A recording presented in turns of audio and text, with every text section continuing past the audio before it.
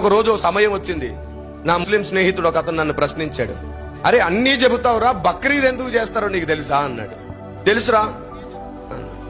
ఎలా తెలుసు అంటే ఆ ఫంక్షన్ లోనే లేంటే ఆ పండుగలోనే బక్రీ ఉంది. బక్రీ అంటే మేక, బక్రీద్ అంటే మేకతో పూజ అయితే మీరు చేయరు, దానికి బదులు ఆ టైంలో మేకలు ఎక్కువగా కోసుకొని మరి తింటారు.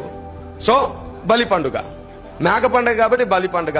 సో మీ గ్రంథం బలిని ఎప్పుడైనా ప్రోత్సహించిందా? ఎప్పుడైనా మేక బలి అయిన ప్రస్తావన ఏదైనా మీ గ్రంథంలో ఉందంటే అది ఇబ్రాహీం అలైహిస్సలాం దగ్గర మాత్రమే ప్రారంభమైంది అని ఆ విషయం అతనికి చెప్తే అతను షాక్ అయ్యాడు. నిజమే, బక్రీద్ అనేది కూడా ఎందుకంటే క్రీస్తు కోసమే బక్రీద్. నువ్వు బక్రీద్ పండుగ చేసినప్పుడల్లా నా కోసం బలి అయ్యేవాడు ఒక ఆయన వస్తాడని నువ్వు నమ్మడానికే బక్రీద్.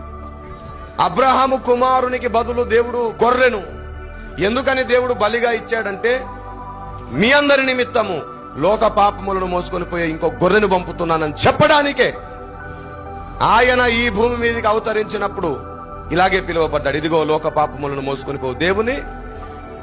బక్రీద్ అంటే ఏంటో కాదు బాబు, గుడ్ ఫ్రైడేనే అన్నాను. అతనికి ఏం అర్థం కాల. నువ్వేమో పాత నిబంధన గుడ్ ఫ్రైడే చేసుకుంటావు, మేము కొత్త నిబంధన గుడ్ ఫ్రైడే చేసుకుంటాం. నువ్వు అబ్రహాం దగ్గర ఉన్న గుడ్ ఫ్రైడే చేసుకుంటావు, మేము యేసు ప్రభు దగ్గర ఉన్న గుడ్ ఫ్రైడే చేసుకుంటాం. కానీ ఒకటి, అబ్రహాము కుమారుని బదులు బలి అయినటువంటి గొర్రెనే తర్వాత దిగి వచ్చిన క్రీస్తుగా దేవుడు నిర్ణయించాడు.